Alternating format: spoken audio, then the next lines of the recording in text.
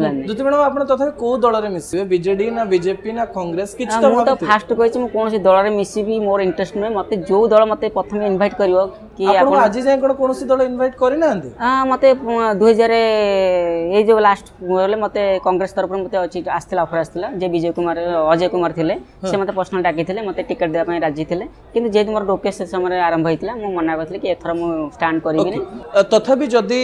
हठात बिजु जनता दल डाके आ भारतीय जनता पार्टी डाके आपण को दल को जीवा पय चूज करिवे एई सिचुएशन रे वर्तमान सिचुएशन त मु दीटा मु दल को सब बळे पसंद करे मु दी जण नेता मोर सबुड आदर्श मु prime minister Narendra Modi sir को भी मोर आदर्श हिसाब से देखे नवीन पट्टनायक सर को भी आदर्श हिसाब देखे कारण तांकर व्यक्तित्व तांकर जो भल पाए कारण मु दी जण सहित बहुत क्लोज मिसिची आ समस्त भल पाए मु पाइची तो सेति पय मु दी दल को जी भी मत ऑफर दब तांक तो मिस पारी ओके जी भी ऑफर दब तबे एपे आपण कहया को चाहन जे भारतीय जनता पार्टी ऑफर देले भी जिबे एवं बीजेडी ऑफर देले भी जिबे।